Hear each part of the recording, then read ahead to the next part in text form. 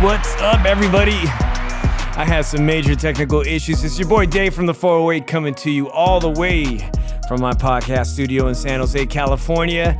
Joining me as always is my co-host from the city of brotherly love, Philly Irish Drew EVo. I hope we got it right. What's up, Drew? What's up? All right. I'm going to let people know on Twitter and social media that we went live because we did have to delete the show we just started a few minutes ago. But, Drew, it was a great weekend. I mean, I don't know how people found the time to watch all the boxing, but I was just trying to think to myself this morning, what would have happened if Trilla actually put that fight on this weekend? If the Trilla fight had not been postponed, who would have been watching it? Absolutely very low number. Man, no disrespect to the great Teofimo Lopez, but everything he just went through at the last minute last week because the fight got postponed after our Monday show. And of course, we were wrapped up. We were had that great interview with Adam Blue Nose Lopez, who opened up the ESPN card. And then it all just went south. That fight was canceled, man. But between the zone in the middle of the day, ESPN, Showtime at night, and then, I'm not even gonna lie, bro, I was watching the Chavez Jr. fight. I did tune in. I found that on YouTube. The whole world was sharing that fight. Drew is shaking his head, man. Where do we start? There's so much to get to, man. But let's just start off with the ESPN card, man, because we had Adam Blue Nose Lopez, 126-pound contender, who was at a crossroads fights with Isaac Dogboe. I got the name right now. Isaac Dogboe, man. Both of these guys, Isaac Dogboe, a former champion at 122 pounds. You told me that his only losses were to Navarrete, the current 126-pound champ. And he lost not only once, but he lost to the guy twice. And okay, both of these guys, 2 losses, looking for a title opportunity at 126 pounds. Drew, it was a really bad start for our guy, Adam Blue Nose Lopez. But I think he ended up, it was a 10-rounder. I think he ended up taking the fight away at the end, man. He really rallied back and hurt him. Let me give a quick shout out to Run PMC in the room. Yo, homie, thank you for coming by, man. Thank you very much. Drew, Adam Blue Nose Lopez, did he get robbed on the cards? Yes, he did. He did. I had it 96-94. 96-94. It was a very close fight. Run PMC also says, I had Lopez edging the fight. He did rally back, and right at the right time, I thought, hey, at the fifth round, I said, man, he's got to turn this fight around. Isaac did have one good round after that, but the scorecards they weren't justified in my eyes, man. And it sets the kid back. A really nice kid, man, who was gracious enough to join us last Monday, and I think he was on the wrong end of the decision. And you know, another good friend of the show, Andy Vence, is from San Jose, a top-ranked fighter. He was in some very controversial, tough losses after talking to us, Drew. So I'm scratching my head if you and I are a bad omen, or if we're a jinx, or if I'm just imagining it in my head, because all these guys we talked to end up being in some really close fights. I don't know about you, but I know I'm a good luck charm. All right, good. You can't associate with me with that. Can't associate with me with being a jinx. I got to get that out of my head for sure, man.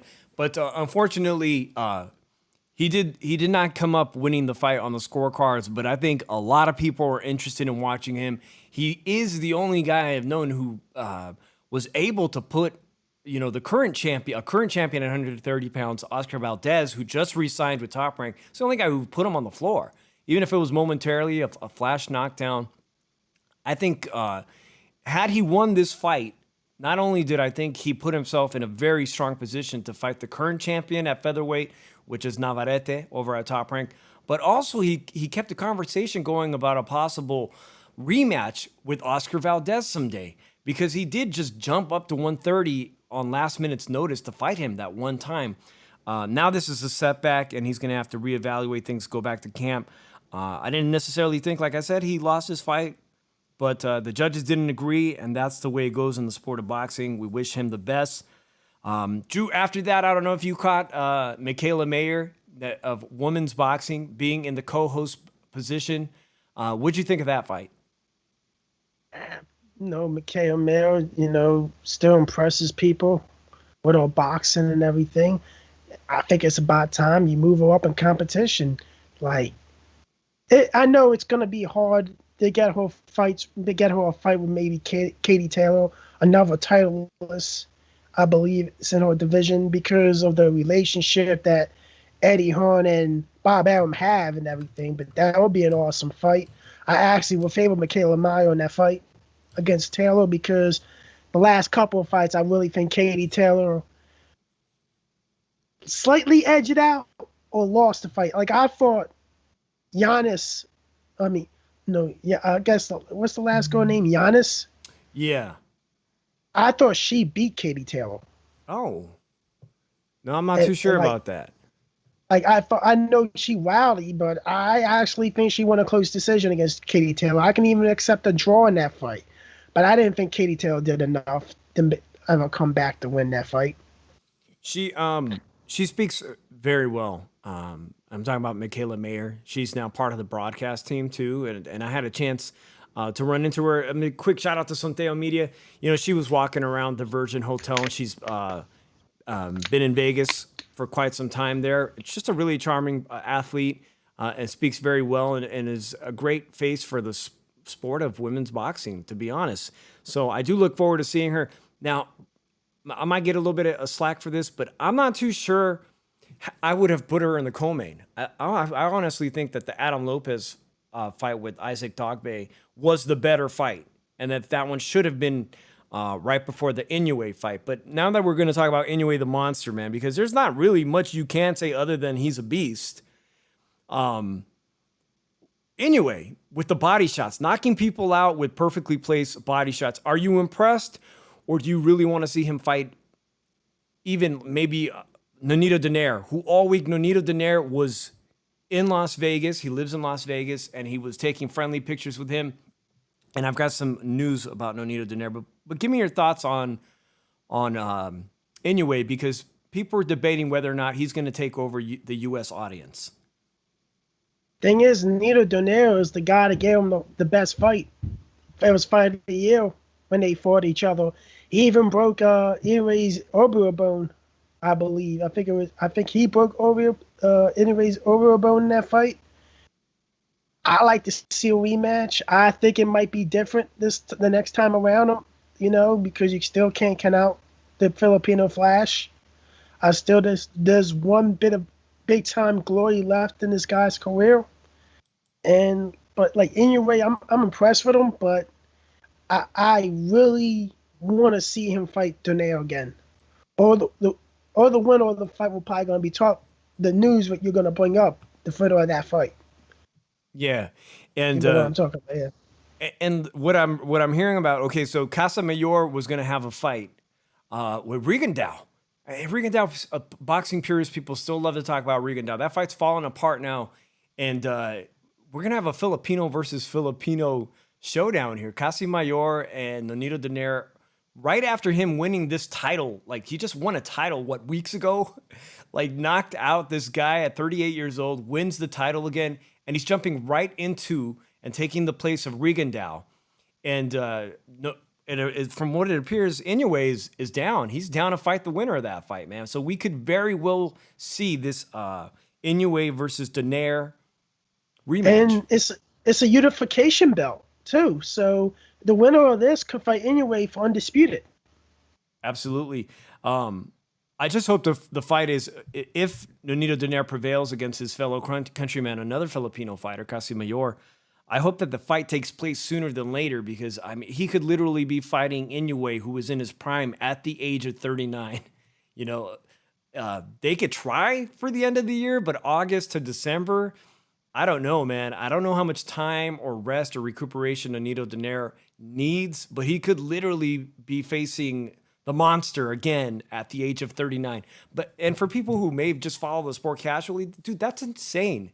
For a bantam, for a guy 118 pounds to be fighting at 39 years old at a championship level, let alone being a current world champion. So yeah, man, kudos to the Bay Area's Nonito Donaire. And of course, Inoue. I'm excited about the prospect about that rematch, because I think it's gonna get the attention it merits now. Run PMC says, I hope Rigo gets a fight out of this too, and not just some step aside money. A lot of people definitely want to see Rigondeaux still fight. They feel that we haven't seen the best of him yet, even though he is definitely getting up there in age. There's been a lot of fights that have been like canceled, like Jaime Munguia. It's a perfect segue, because Jaime Munguia was not supposed to fight Zarameta this Saturday. He was a last minute replacement. And there's been a ton of that going on in the sport of boxing. And I've got some gossip about, I wanted to bring this up, but an insider told me that Andy Vance is a friend of our show. You know, he's on Top Rank. He was supposed to fight under the Teofimo Lopez on that card this Saturday.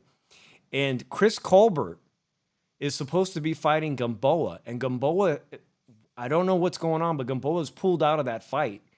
And they have Andy Vance as possibly as the top forerunner for that opportunity against Chris Colbert. And I think Chris Colbert at 130 pounds, man, Shakur Stevenson's been boring everybody. I mean, I'm not hearing any praise for Shakur. Chris Colbert, a different story. I don't know how I feel about that fight for our boy Andy Vance is taking that fight. He is ready to fight. He is in fighting condition, and he was supposed to fight last Saturday. But Drew, let me ask you, if this rumor is even true that Andy Vance is going to take this Chris Colbert fight, what does that say about the actual whole card? Now, remember, they said the whole card and all the fighters who were supposed to fight will be getting back in the ring in August. And if Andy Vance actually does take this fight, what does it say about the entire card? Is the entire card did it crumple? And we're just speculating Here's the thing. This could have been so many different ways how these other fights on this undercard could be dealt with. Like, you got a fighter from Golden Boy that's on the card that's supposedly fighting in a women's undisputed super middleweight title clash. That's the heavy hitting diva, Franchon Cruz DAZN. I just don't understand if, I know Oscar's trying to build a relationship with Trillo and everything, but I think you gotta do something for the fighter. They were prepared for the fight and everything. You should have had the fight. You should have told Trillo, hey, I don't know if these women are going to be prepared to fight in 2 months again and going in and out of training camp. There was a lot of fighters affected by that decision to postpone the entire card. I think it's time. I want to move this. I want to move this fight to this weekend on the DAZN card, on my Golden Boy card. They probably want to allow it. He didn't want to ask, probably because he don't want to jeopardize that relationship. But this is just another. I don't know. And here's the thing. I had a Twitter debate when it comes to this subject about the card was canceled because Teofimo had COVID. Like, there's a lot of questions involved. Is he vaccinated or what? It tells you right there, he probably wasn't vaccinated. And if he's not vaccinated, why is he not vaccinated? Yeah, there was a lot of questions, and they all just kind of came about after our show on Monday. And a lot of people have probably answered a lot of those questions. I know that Bob Arum made public statements about his frustration that maybe he wasn't, because he's very happy that Deontay Wilder and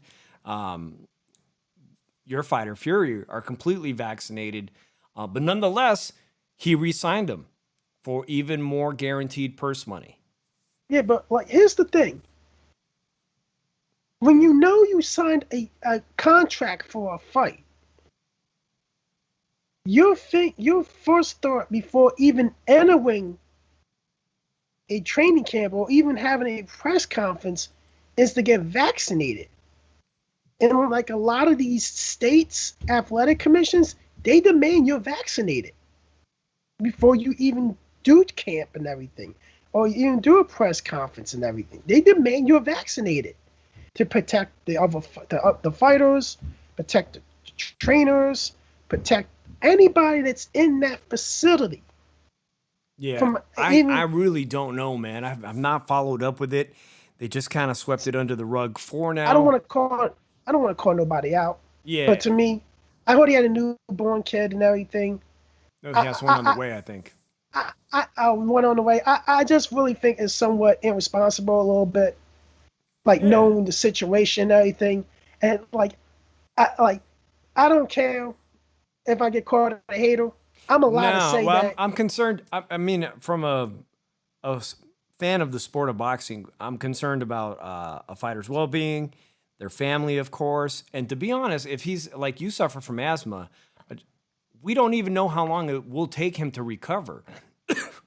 Excuse me. Look at me. Povetkin, just talking about it, I'm coughing. Like Povetkin had COVID. Yeah. And you see how it affected him in the Dillian Wright fight. Forced him to retire after the Dillian Wright fight. But to tell you the truth, there's a lot of theories going on about this matter and everything. And to tell you the truth, I kind of agree with a little bit of it. With reasons forget the Teofimo situation from his point of view. He has it. But from a Triller standpoint, from a business standpoint, and everything, seriously, they paid $6.5 million for a post bid to have this fight, I believe, and the money's guaranteed. So, I know some of you guys will say, but they're guaranteed.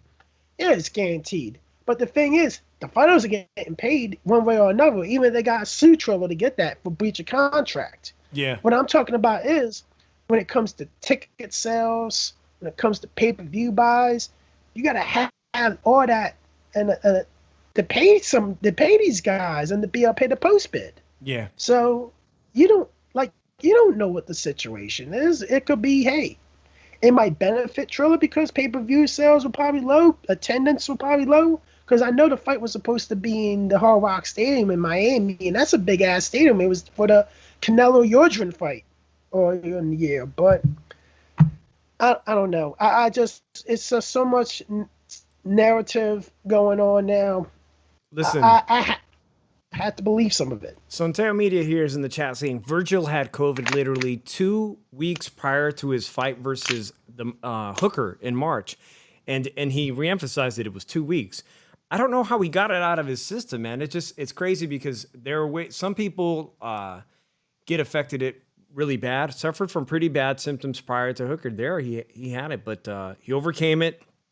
Hopefully, August will be plenty of time for that fight to be remade. I'm talking about Kambosos because Kambosos is in fantastic shape, man. Excuse me. That's who I feel bad for. Yeah, I felt bad for Kambosos too. But I just want to wrap up on that. Drew, if there was any truth to the whole ticket sales thing, the Marlins in Miami are one of the poorest performing baseball teams as far as revenue and attendance. You would think in Miami that baseball would be big with the Cuban populations, with the Puerto Ricans, but they actually sell horrible. So bad that a former baseball player was able to purchase or part of the team, right?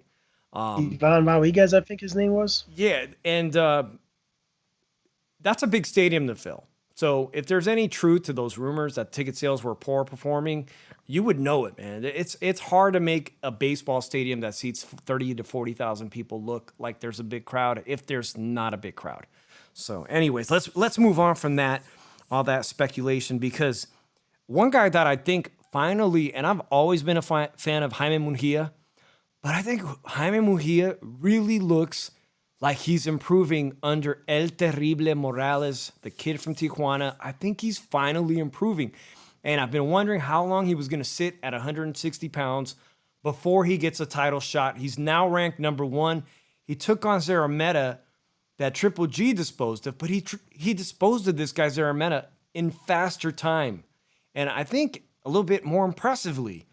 So this weekend, of all the themes that I want to talk about, at 160 pounds, the middleweight division, I think a lot of questions have been answered about who really could potentially be the future of division. Triple G's been sitting up here for years. He's going to be 39 years old. Jaime was supposed to fight him years ago when he was a relative unknown, and I think the California State Athletic Commission said, no, he's not qualified to come in as a last-minute replacement. They asked him immediately after this win, are you ready for Triple G? And he says he wouldn't mind taking another fight. And now it's time for Philly, because Philadelphia's Gabe Rosado on the same card. Is he reborn, man? What's going on with him? It's like part 2 of his career, a guy who's had so many tough fights, a road warrior, an actor. I mean, all of a sudden, I think he beats Danny Jacobs, and he had a sensational counter knockout against the guy known as the Bully. He's a big-time prospect, too, that Golden Boy is trying to promote. But, like, here's the thing. This was, like, a couple years, this was, like, years ago. I saw Gabe Rosado at my old job. I was literally 10 feet away from Gabe Rosado. He was shopping. When he lived in Philly, I felt like going up to him and like saying what's up to him and everything, because I always seen Angel Garcia and Danny Garcia there, and I always say what's up to them, and they always talk to me for like 5, 10, maybe 15 minutes at a time about boxing and everything, about what moves they're making. But like Gabe Rosado is really a big guy in person. Yeah, he looks it, because even at 160, he looked kind of like, when he was fighting at 160, he looked like he was really melting down. And you see his build. When he fought Danny Jacobs, I said, dang, he looks like a light heavyweight almost. He's extremely muscular. Like, I'm going to be honest right now. Like, Dave, I like to ask you to tag him into the show on when you treat this, because I'm personally going to invite Gabriel Rosado to come on this show for an interview if he likes to join in. Get him, because I really think he can be a player in the middleweight division. And like, I really think he should move back down to 160. He can be a legit player in this division. Like, Hyman said, I will welcome a Puerto Rican Mexican fight and everything. He did say that. Jaime Munguia himself said, I think the fans would like to see a little Mexican-Puerto Rican rumble. I think it may be a mistake on his part to want to fight a Gabe Rosado that has nothing to lose. Because, hey, in my opinion, I think I had him up on the Danny Jacobs fight by at least 3 rounds. Yeah, he did. He did box beautifully in that fight. I think Daniel Jacobs was horrible that night against Gabe Rosado and was gifted a decision. It was so bad I almost fell asleep watching Danny Jacobs fight. And that's how it goes for fighters. The more losses you have, the more quicker the judges are easier to rob you of a deserved win. I really believe, Gabe Rosado over the years, since he moved to Los Angeles and everything, right, went to, and like started going to Freddie Roach's, Hollywood, Freddie Roach's gym and everything. I think he's became a really improved boxer, and he's more disciplined now. I really think that, hey, he's got 2 like lower belts of the WBA and the IBF now. I really think he's going to could be a big player. And he can eventually get himself a title shot. And I think beating Mejia Yeah. I really think it bumps him up to number one contender to possibly get him a rematch with Triple G. This is not the same fighter that years ago's face was destroyed by Triple G. This is not the same guy. It's a resurgence in his career. And I was surprised by Jaime Munguia saying that maybe, he actually mentioned Gabe Rosado, because I'm going to say this. I think Jaime has absolutely deserved to be ranked number one contender at this point, and he really should only be looking at fighting the two guys available to him at the Zone, and that's Boo Boo Andrade, who's still trying to get attention today. Boo Boo Andrade or Triple G. And I'm not going to debate whether or not he's ready for either of those two guys. I think he'd be ready more so for 39-year-old Triple G. That's the kind of fight and style that fits Jaime Munguia, and now is the time to make that fight happen. But if he wants to take this fight against a super game-ready Gabe Rosado, man, that might bite him in the ass, because I think Gabe, I'm going to tell you this right now, sorry to cut you off, Dave. I really think Gabe Rosado will beat Jaime Munguia. And I'm going to say on here right now, I will pick Gabe Rosado to beat Jaime Munguia. Anything is possible. When somebody's on their game like that, anything can happen. And I do want to say, Jaime, I'm very impressed that Jaime has made to me, he's made significant changes under El Terrible Morales that I'm starting to see now come to fruition, the improvement in his game. I don't want to see him against Boo Boo Andrade, because I've never seen him fight a southpaw. I don't think he knows how to cut off the ring like masterfully, like Canelo Alvarez has learned to cut off a ring against a southpaw. He'd have to fight someone like BJ Saunders, who probably will never fight, to get him prepared for a Boo Boo Andrade. So I don't want to see that fight. Speaking of, Drew, you were telling me earlier that Charlo, and we're going to get to the Charlo fight, but Charlo tells Boo Boo Andrade, go fight Montiel, and then we could talk about fighting. So we're going to get to him. Let's just wrap up the Gabe Rosado thing, because I think we've both vocalized our opinions. But I want to say this. There's, to me, is a curse about guys that went Hollywood. I'll tell you some of the guys who went Hollywood. Gabe Rosado was in the movie, the Rocky movie, the remake, right? Did great in that. He's in that movie, went Hollywood. Other fighters whose careers have either ended or just kind of fallen apart. Victor Ortiz was in a movie with Ronda Rousey, some kind of action movie. His career completely fell apart after becoming an actor. Also, Fernando Vargas Ferros was in a great movie as a supporting actor, and his career also ended after that. But here we have Gabe Rosado kind of breaking that curse, and I don't want to piss you off, Drew, but I just got to get this off my chest. They say, he says, well, I guess I don't know who's saying this, but that Garcia kid is no longer dealing with mental illness, and not only is he ready to fight in September, that was quick, he's also going to be in a movie with Gina Rodriguez, be starring in a movie. So here we go with the whole Hollywood thing again. I hope it works out in his favor, and it doesn't end like this curse. I think the curse has been broken anyway with going Hollywood as a boxer. We all know he used that to get out of that fight with Fortuna. We all know that.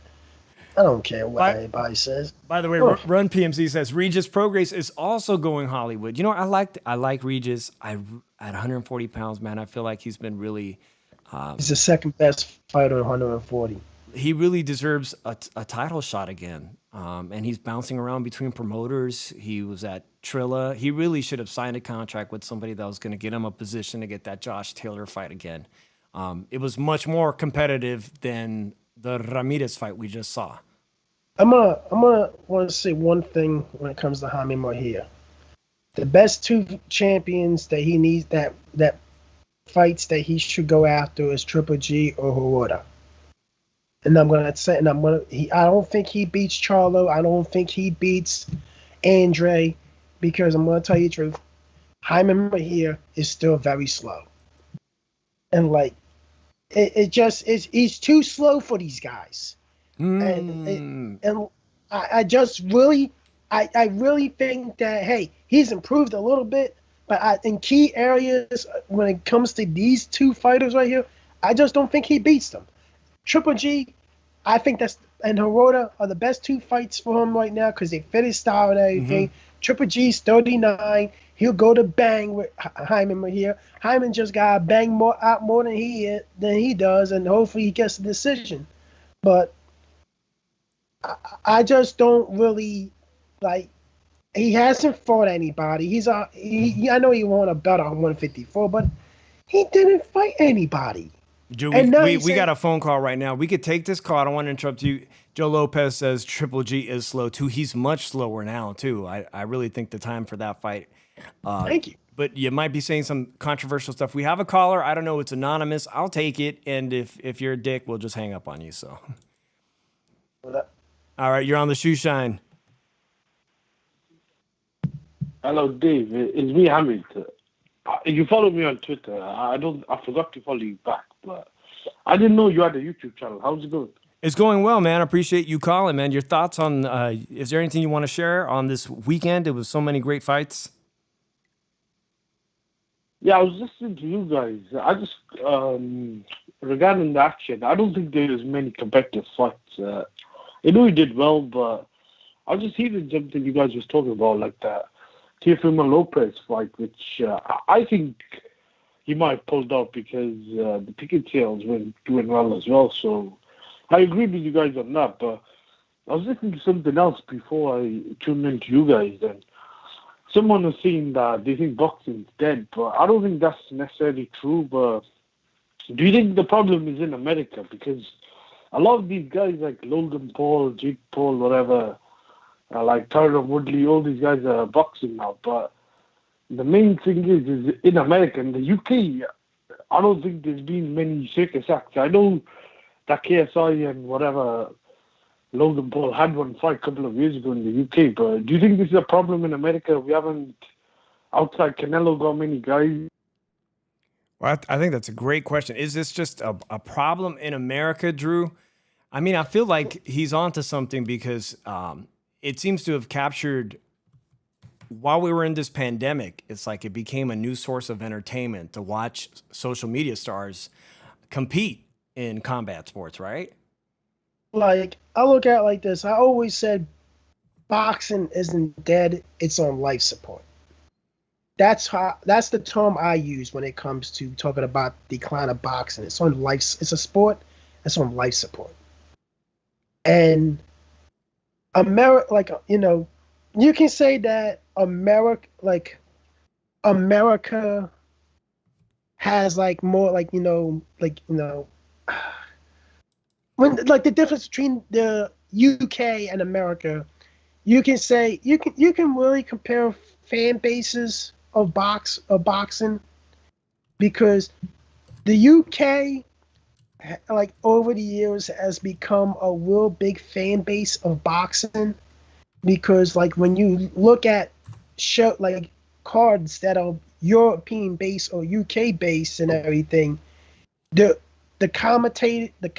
play-by-play, it looks like they really are going, like, you know, dissecting the sport, dissecting the fight, the whole fight, and really serious about the craft and everything. And these fighters, you know, you may not know them, but like by the end of the day, you know them, and you can become fans of these guys, because, tell you the truth, there are some UK fighters that are really good over there, and like some of them, I really think, hey, what would they be if they got any like American exposure and everything?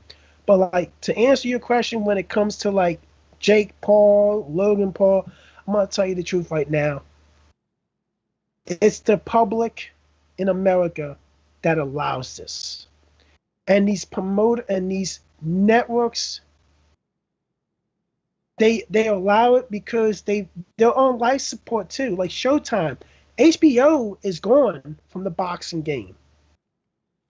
Showtime is on life support because the pay-per-view revenue is going down like crazy, because you got these sites like DAZN that are actually giving you a $20 a month, you know, option, or $100 a year to watch good quality fights. So what do? You sign a YouTuber to a multi-fight deal, and you let him fight nobodies, or you hope he gets knocked out one of these days. But here's the thing: boxing has been turned into a joke of a sport because of You're it. being harsh. And I'm being harsh because it's a sport where you see people die in the ring, died after fights, in comas, or somebody that can't even walk or play with their kids anymore because he took too many freaking hits during a heavyweight fight and everything. They make a joke out of it. They make a joke. Like, when they do that, you're spitting on Patrick Day's grave. You're spitting on Adonis Stevens in his hospital bed. You're spitting on Busamov when he can't even stand to play with his kids anymore. Like, that's the shit that I don't condone. And if fans really seen what this sport is about and seen the dangers of this sport, they won't tolerate this shit at the end of the day. That's really all I gotta say. I'm not gonna spend too much time giving Jake Paul, Logan Paul's bitch ass some time on this channel, because they don't deserve it, and they don't deserve it any other channels either. So Hamed brought up a great question. He's back in the chat, and he's asking about the pay-per-view model. Listen, Drew, there was a pay-per-view, and I don't, I'm afraid to say I didn't pay for a pay-per-view now because Trilla will come after you and sue you, but this was not it. But they were selling the Chavez exhibition from Guadalajara as a pay-per-view, and you're talking about it, things being like comedy. The Chavez Jr. fight with Anderson Silva, there wasn't anything really funny about it. It was more sad how a guy, an MMA fighter, was able to do so well. This is a guy with just one professional boxing fight, Drew, but he really outworked Chavez Jr. But then when you got to the main event, when you saw Chavez Sr., it was like a circus. They had like Canelo Alvarez interrupting. They took like this 3-minute intermission.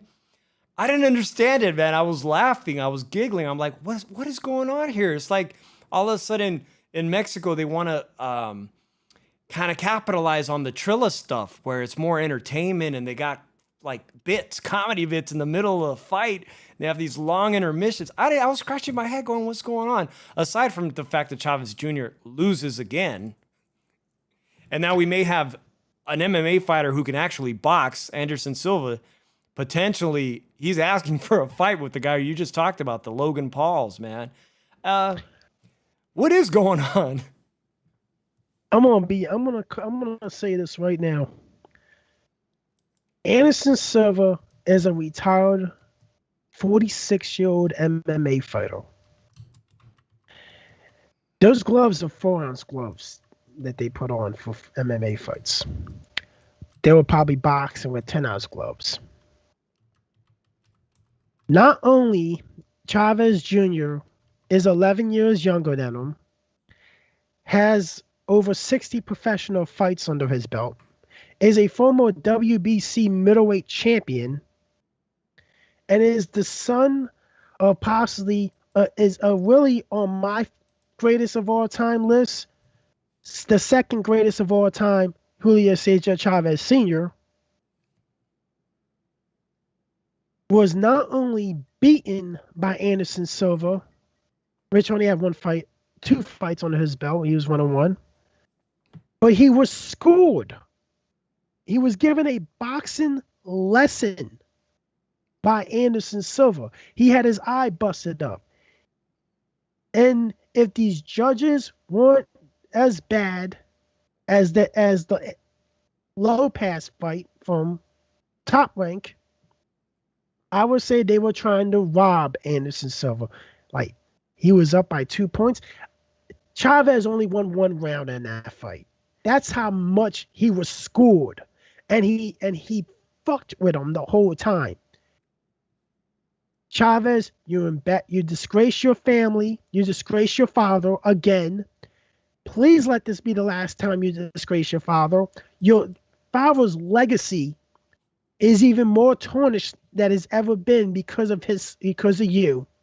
And it's a shame because your brother even made a better legacy for you than you did. And like, it's just retire already. Please retire. I don't ever want to see you fight again. You don't deserve to be in a boxing ring. That's why nobody wants to do business with you. You didn't make weight again for the 8th straight fight. Like, come on, man. It's like you lose money every time out of your purse every time you fight now. It's a disgrace. Yeah, actually, He's a disgrace to the sport. his father, midway through the fight or immediately after the fight, gave Canelo Alvarez was right there in the front row, gave him the longest hug and embrace. And if you didn't see the meme, it's all over social media. The son I wish I had. And he actually made a statement, Chavez Sr. made a statement saying, I wish my son will retire if that's the type of training camps he's going to be putting forward. Boxing takes a huge L this weekend because of Chavez. Another L because of Chavez Jr. Please. I didn't think it was so bad. I didn't think it was so. I mean, begging him. I mean, a lot of people see a lot of humor in the Chavez Jr. situation, but hey, you know what? He blew the fight. He blew the fight with Logan Paul, or maybe he didn't, or maybe Jake Paul will say, "I'll fight you, Chavez Jr." But enough with the speculation. Going back to your boy Gabe Rosado. There was another guy from Philadelphia who trains out of the Wild Card Gym and used to train out of Vegas with our friend Francisco Esparza. And he goes, the guy, the woo. I was talking about woo, Blair Cobbs. He had a knockout performance himself, man. So he kind of puts himself back in the conversation. He's late to the sport of boxing. He's older now. He really needs to get a big name fight and see how he does against a big name at welterweight. But listen, Philadelphia had 2 knockouts, pretty damn good knockouts on that DAZN card. And good for Philadelphia, man. I hope to see a lot more of both of those guys. All right, let's see here. I think Chavez Sr. is okay with Jr. swindling the boxing fans. I don't feel bad for Sr., man. Yeah. Well, hopefully... I don't know. I got mixed feelings on it, man. I feel like Chavez Jr. is not going away anytime soon, especially if there's YouTuber guys. If there's anyone he thinks he can beat, he'll probably come out for yet another exhibition match or whatever you call us. And maybe he'll fight in headgear. Let's get on to the Montiel versus Charlo fight, because this is the other champion at 160 pounds. Of course, he's on PBC. And a lot of people earlier in the year, when I was doing some stuff with the Roundtable and the HCP guys, shout out to them, we thought that was probably the worst fight Showtime had scheduled all summer. Montiel, the guy who had been knocked out by Jaime Munguia. But Montiel proved everybody wrong. It was clear to everyone that he didn't have the skill to be in the ring with him. So surviving 12 rounds was a tremendous moral victory. Drew, if you saw the post-fight interviews, his face was battered up, man. In fact, I had like my father-in-law calling, hey, how did that guy stand up to? How did he take that punishment? What was he on? I don't know. It's crazy. But do you you cannot ever count out a fighter from Mexico, especially from those regions, Los Mochis, Sinaloa, or whether it's Tijuana. Drew's just stepping out for a quick second, but I don't think you could ever count those guys out. And I think I said that on more than a couple of podcasts earlier this week. You can't count out someone like Montiel.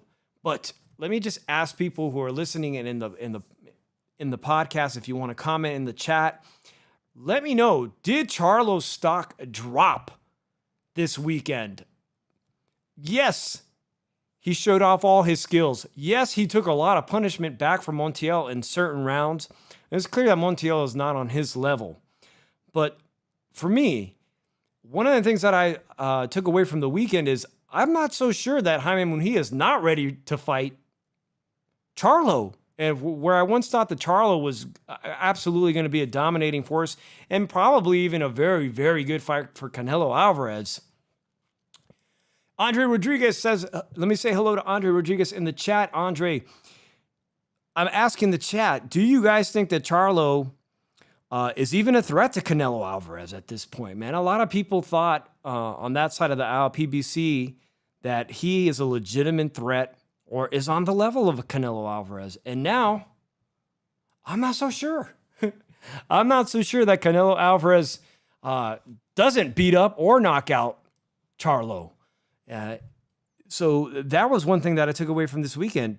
Charlo showed a lot of holes, and I don't know where they came from or if Montiel just proved to be the type of fighter that would give Charlo problems, a type of fighter that Charlo hadn't been in the ring with, someone that can take all of his shots, all the punishment, and still keep coming forward. So I have to ask the question, man, does Charlo not like dealing with pressure fighters? If you could wear him out enough, maybe somebody like Canelo Alvarez can knock him out. Maybe even Jaime Munguia can knock him out. I don't know. All right, I'm going to take this one right here. Run PMC says, no, I do not think his stock has dropped because I have not been really impressed with him at 160. I honestly think Charlo is having trouble with weight at 160, and that is why he gassed. So he did gas out toward the end of the fight. You're right about that. You're absolutely right about that. So maybe it is time for him to go up to 168, which also leads us to the next big question is, David Benavidez wants to fight him. David Benavidez has been very vocal. His team has been really supportive of the community, coming on our podcast and whatnot. Maybe that's an avenue he's going to have to explore sooner than later. That means moving up in weight. All right, let's read this comment from Hamed. Charlo got exposed. Charlo was too big for Chenko. Derevchenko was coming off a long layoff and a loss against Golovkin. Damaged goods. Nopal Boxianos, gracias for coming in the room. Salute, Shoeshine and Drew EVo, HCP Familia. What's up, Nopal? So, Drew, the chat's kind of been saying that Charlo maybe is having problems with making weight at 160. He's very strong for 160, but he did gas out, man. Did he gas out, in your opinion? He started to. Like, Charlo is a guy that makes so many excuses. He probably would have broke on excuses. Like, he said, Benavidez didn't even get vaccinated. I won't fight him because of it. He said Andre need to fight Montiel. Like, seriously, man. What you're accepting the low budget pay fights for your career just because you don't want to lose your L? You don't want to lose your championship? It's like, to me, you're a paper champion. In my, like, seriously, man. He was given a title, first of all. Let's get that clear. He didn't earn his title. It was given to him. Like, dude, you talk about unification. Stop talking about unification if you're not going to fight one of these guys. Like, seriously. It's about time you stop making excuses. You stop rapping those DSLs and everything. No one knows. I'm not going to say what that means, but in Philly term, you know what it means, DSLs. And you need to fight one of these guys. You need to grow some balls. Let your balls drop. And if you want unification, you want to be undisputed, these are the guys you got to fight. Shut up, sign a contract, fight these guys. And this is what all these boxers do today. A lot of these boxers do is just talk shit, make excuses. When it's time to put up, they don't want to do nothing but keep talking shit. And, like, this is another reason why boxers on life support.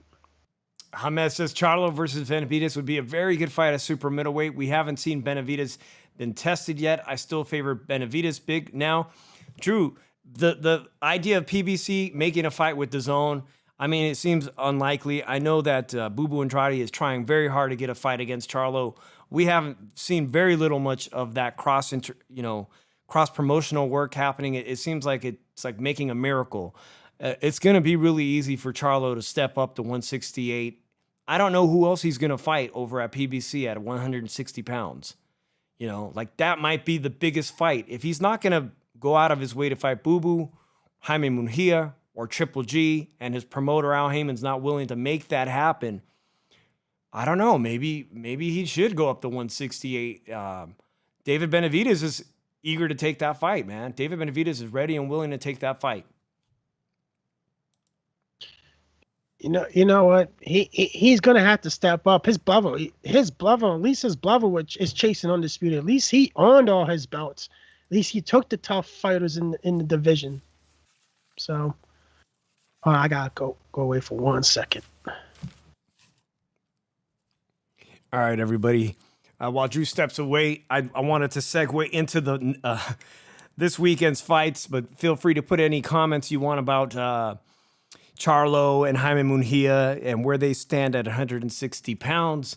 But this weekend, of course, we got two huge fights. One of them you're going to have to pay for, and that's just the way it is. Hamed was talking about the pay-per-view model in the United States. I seem to hate it. I don't know how many people in the chat feel that buying the pay-per-view between Gervonta Davis, which is Floyd Mayweather's protege, against Mario Barrios. This is a huge jump in weight. 140 pounds. I mean, at best, Leo Santa Cruz was a sensational featherweight. And that's the last pay-per-view where he knocked him out viciously. It was a good fight until then. But what everyone wants to know this weekend is, really, is Gervonta Davis's power going to carry up to take out and knock out a very tall and lanky and game opponent? I mean, the idea that you're just going to just go through knocking out Mexican-American fighters like he did with Leo Santa Cruz, I don't know. I've been giving this one a lot of thought, and a lot of people on social media seem to think that the power is going to translate to 140. Yes, he hits ridiculously hard at 130 pounds. Maybe he could be an undisputed champ at 130. We haven't seen him fight anybody at 135 pounds.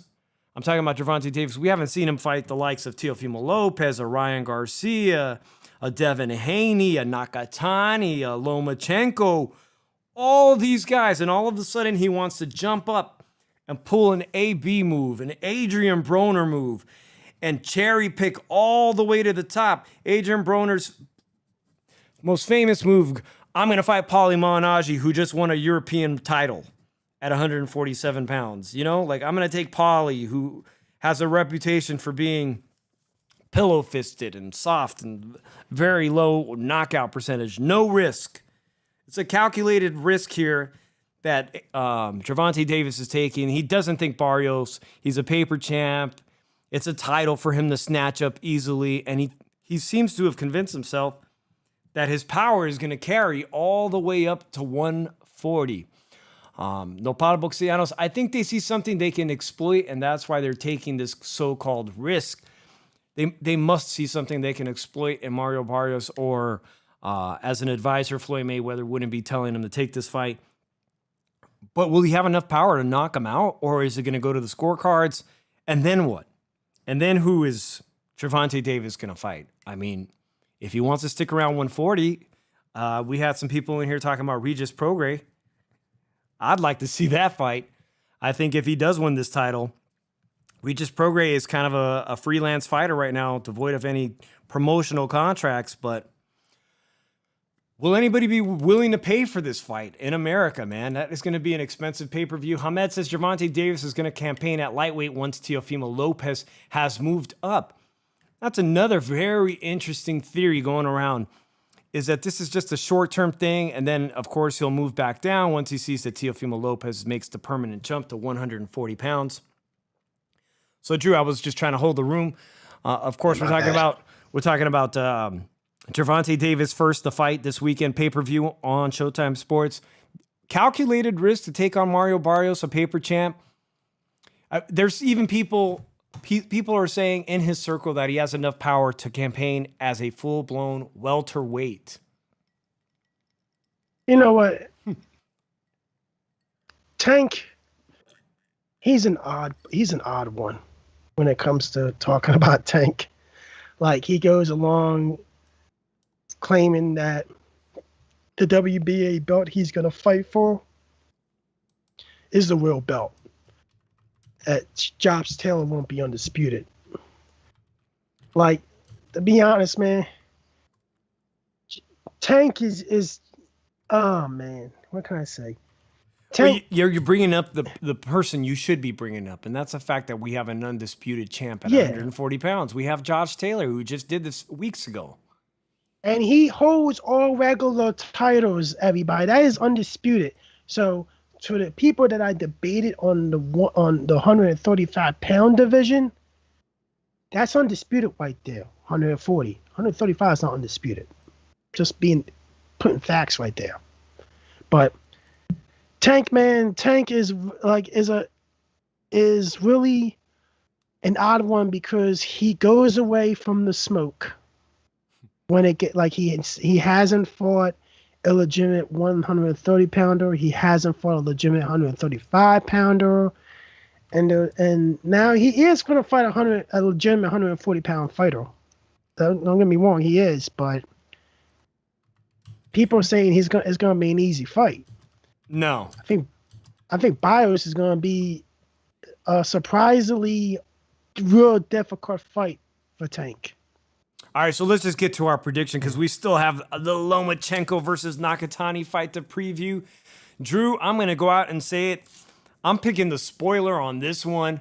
I think that Gervonta Davis is bitten off more than he can chew, and he's completely underestimated Mario Barrios. I'm not saying Mario Barrios is even a top 5 140-pound fighter. I'm not even saying that. I'm saying that he's going to find out there's a threshold to his power, skill, height, and he's going to meet that this weekend. And he's either going to be made to look very average and lose on the scorecard and made to look very average. I know that's a very controversial decision, but I got Barrios on this one. And now I'll let you say your pick. Like, first of all, to the statement that he's not top 5, Mario Barrios is actually the number 6 ranked 140-pound fighter. He just barely makes 5. He just barely. Yeah, he barely makes 5. But like, I'm gonna go Mario Barrios also. I really think Tank's gonna be shocked this weekend. Like, you don't even they're speaking. Oh, he has power to be a welterweight. How do you know if he hasn't fought a fight yet at 140? You got like, he couldn't knock out a one-legged Gamboa till round 12. He really looked bad against Gamboa for the majority of that fight. Even though he was knocking Gamboa down, it just didn't make him look good that it took him that long to knock out a one-legged fighter. Lito Santa Cruz, a legitimate 126-pounder, maybe 122-pounder if you look at it. Yeah, he started way down there too. Gave him some problems. Hurt him until he knocked him out. It was an impressive knockout. I'll give him that. But now he's fighting a legitimate 140-pounder. And the thing is, that guy, Bios, might take his punches. Yeah, most definitely. And he has a big height advantage, and there's a big reach advantage probably involved with a big height advantage. That's the key to victory, man. Don't give up the height. Control the distance with this guy. Keep him on the outside. That's what you got to do. Don't let Gervonta Davis dictate the pace of the fight, and you stand a damn good chance of getting an upset. If you look at it like this, there's a reason why Floyd hasn't cast out on Tank Davis yet. Yeah, Andre Rodriguez says, Barrios is waiting for an opportunity for years now. He will give everything, and I'm sure that Tank's uppercut will not connect easily. I don't think it's going to connect as easily. In fact, I'm just going to go out and say it. If you are near a sports book, why not put $100 down on Barrios? I'm sure the odds are going to be in your favor to pay very well. So there's actually a lot of support for this Barrios in our chat. I'm going to do something different. I predict Mario Barrios is going to knock out Tank Davis this weekend. Going on a limb. I think he's going to knock out Tank Davis. Tank Davis going to feel power at 140, and those punches are probably going to hurt him. And it might be enough that he gets stopped. Yeah, that's one of those prop bets there. All right, man. So that's exciting. One way or another, I will watch that pay-per-view. But again, we got Hamed asking, how do we feel about paying all these exorbitant $70 pay-per-views? They suck. They really suck. I mean, ESPN is putting on, we're going to talk about ESPN, who's got the $5 ESPN Plus app. And they actually put on that, the one of the best fights, most anticipated fights was Lomachenko versus Teofimo Lopez, which is how we got to this Saturday. Teofimo Lopez knocked out Nakatani. Nakatani comes back and knocks out this Puerto Rican fighter, Verdejo, who's under murder investigation. And now we have Lomachenko, who was once pound for pound, Drew. And I know you're a fan of Lomachenko. You're a big supporter, or at least you appreciate Lomachenko's work. But Lomachenko suffered what they say was a pretty serious shoulder injury during the Teofimo Lopez fight or immediately after. So I got to ask you the question, and excuse my phone that's ringing. Drew, is Lomachenko's shoulder fully healed, or will it be a deciding factor this weekend? I don't think it's going to be a factor. I think Lomachenko is going to really come back to the old Lomachenko and beat Nakatani. He gave Teofimo problems. And let's look at it like this. We all know he beats Nakatani. He becomes Teofimo's mandatory. Teofimo's not going to fight him. He's going to move up to 140 and avoid him. And that's how I feel about it. I can get caught a Loma fanboy and everything, but at the end of the day, I can say, hey, while a lot of people claim that fight with Teofimo wasn't close, it was, guys. And I know a lot of you guys out there say 9-3, 9-3. Stop being fanboys about that shit. But at the end of the day, stop clouding your judgment, man. You saw that. If you watched the fight, you seen he had problems backing up and fighting Lomachenko. And that's and I'm just gonna say that, like, seriously. Well, I saw a fighter that had problems backing up in the second half of the fight, fighting Lomachenko, which I had it 7-5. I watched the fight 6 times. I watched the fight 6 times. And you still got a 7-5. I don't even want to entertain that conversation, man, because right now, Andre Rodriguez in the chat has made a great point that Nakatani got a broken orbital bone in that fight against Verdejo. Those are 2 serious injuries, man. You got Nakatani with the potential to crack that orbital bone all over again. He's coming back with a repaired orbital bone. And you got a guy who's had a shoulder surgery, which a lot of people never recover from, like an Andre Berto. They never recovered from those shoulder surgeries. These guys are at a crossroads, man. This is a crossroads fight for both of them. Nakatani, a fringe contender who on any given day could potentially be a world champion if the timing is right. And you have Lomachenko, who is a multiple weight division world champion who's been at the upper F level his entire life as an amateur, as a professional. But is he ready to get back in there with such a high level caliber opponent? Should he have taken an easier fight than somebody like Nakatani? It's like this. Out of all these guys, man, he's the one that has some balls to take a tough matchup. And I'm speaking about all these other 135-pound studs in this division that are like Devin Haney. Oh, he fought Linares, yeah, but you saw what he did in a round and a half after getting hurt and almost knocked out. He actually hugged him for a round and a half. And then Ryan Garcia, like I said before, he ducked Fortuna. He really did, guys. And I'm gonna say facts here. He used that metal thing. He ducked Fortuna. I don't care what anybody says. And I know Teofimo has to do a mandatory. I know, but after this, he's gonna have to step up and take a big fight next time. He just really does. You can't go backwards. You got to go forward after you take a big fight. And I understand you got to take a mandatory. And he's going to knock Kambosos out. There's point blank. He's going to knock Kambosos out. But somebody's got to really make an example. And Lomachenko made the example. And right away, he could have taken on a nobody, making his return. But he chose to take on the guy that gave Teofimo problems, Nakatani. And Nakatani's a real tall guy. Yes, he is. Now, Nakatani, speaking of Nakatani, because we're talking about Nakatani, Hamed says, Drew, he didn't address it to you, but he says, Nakatani versus Lopez, in my opinion, was closer than the Lomachenko versus Lopez fight.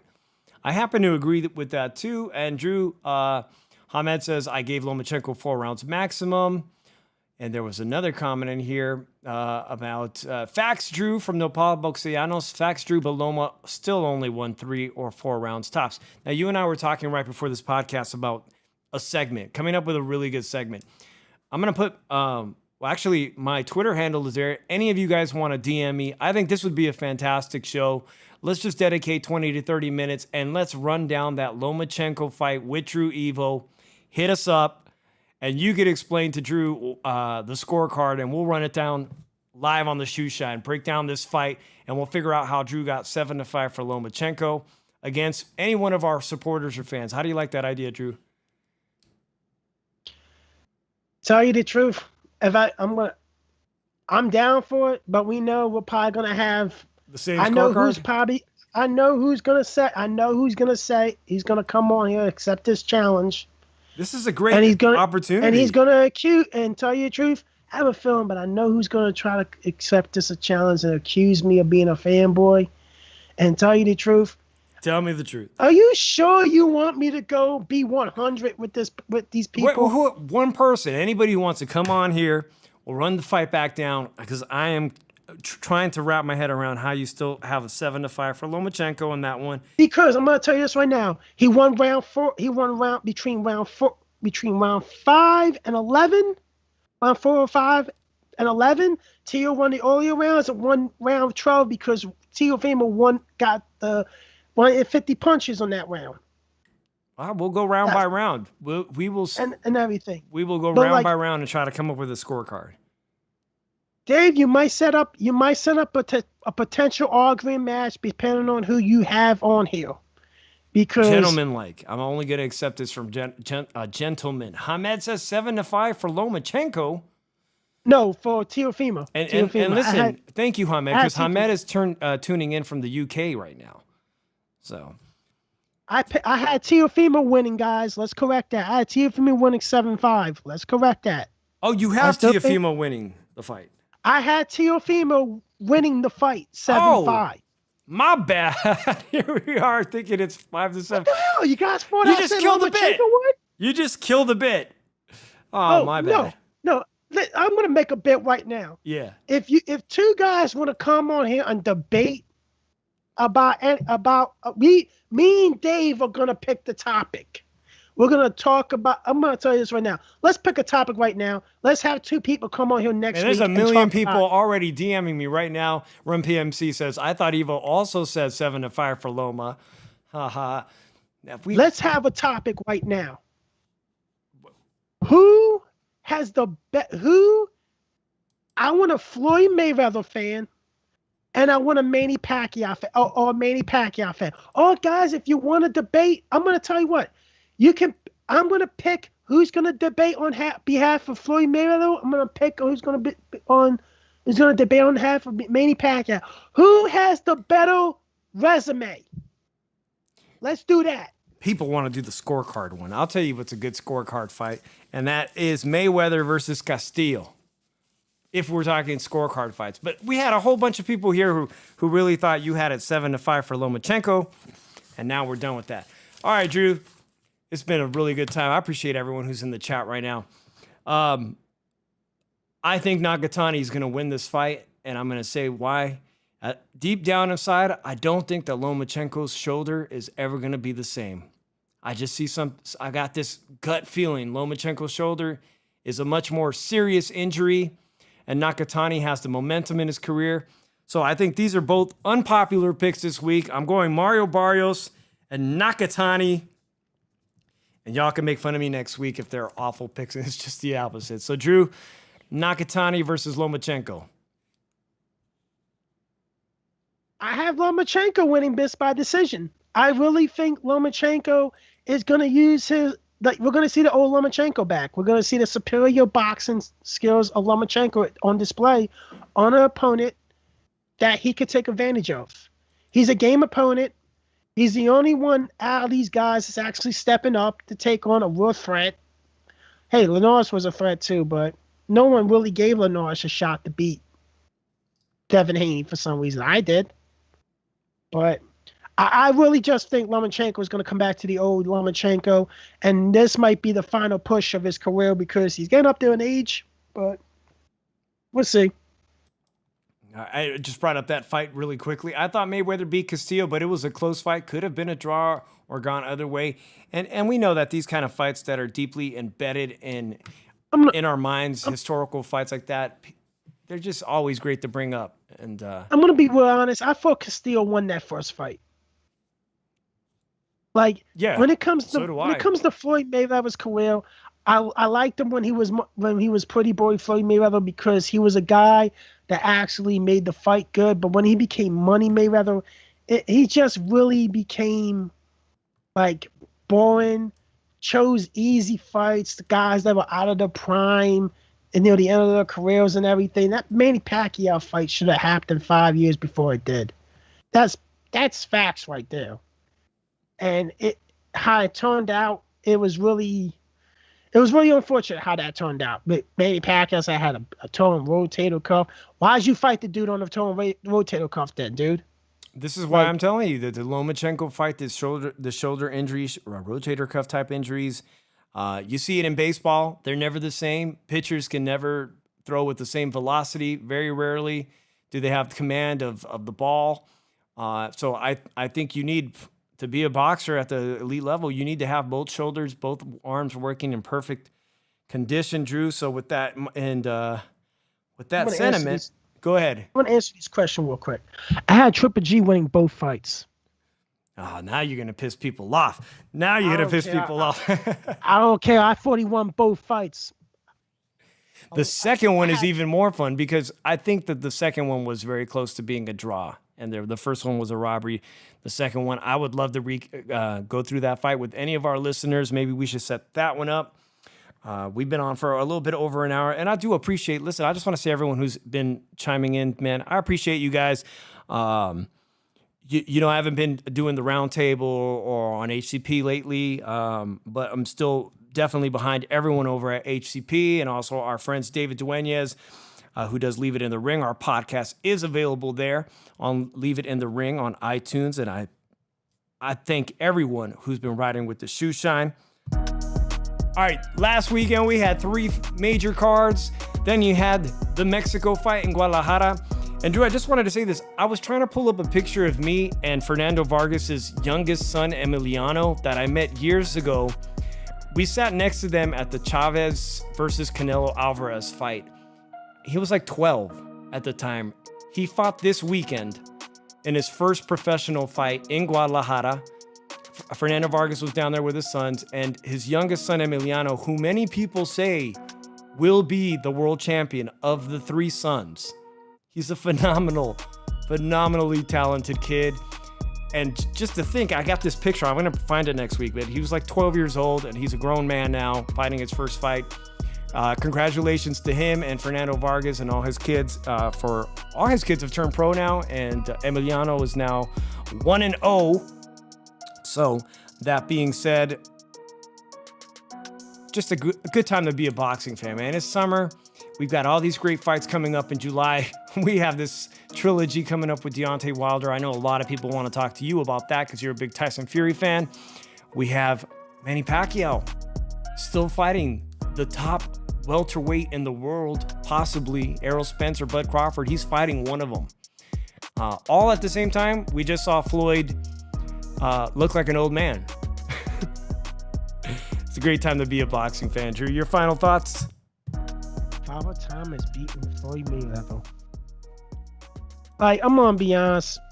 I never really thought it was really rare to have a champion that's now 40 years old. I always expected it because, like, when I looked at Bernard Hopkins, my all-time favorite fighter, they use their experience to beat these young guys, and these young guys just aren't good at night. They fight their fights. They fall into the traps of the more experienced fighters. And so, like, when it comes like Nonito Donaire being 38 years old and being a champion and everything, I think it's just, it's a last hurrah. I'm gonna win one more championship, get a bid and everything for Undisputed, and make that big money fight that possible for me one last time. Go out on the terms. But here's the thing. There's a lot of boxing took an L this weekend because of Chavez Jr. Just freaking retire already. I don't never want to talk about this freaking guy on this show again. We're not talking about this guy no more on the show. He is banned from being talked about Dave on the show. Listen, if boxing took an L because of Chavez Jr., then MMA took a win for Anderson Silva. Right? Chavez probably the biggest win he has so far is dancing in the high heels and with blonde hair. Yeah, just one of his many highlights. As we get ready to see the Golden Boy back in action on Trilla later in the year, high heels and fishnets. That's all we got, guys. That's all we got. I'm Dave from the 408. Thanks for everybody for coming by, man. If you know somebody who's a boxing fan, if you got a primo, a tia, a tío, a brother-in-law, just send the show to them, man, and let them know they can subscribe here. The first time, when I finally hit the first 100 subs, we got merchandise coming. We're giving away t-shirts and some New Era baseball caps. So please help me get to 100 subs. Share the show. Thank you for subscribing. Hit us up with any comments. I'm Dave from the 408. This is Drew EVo. We out. Peace.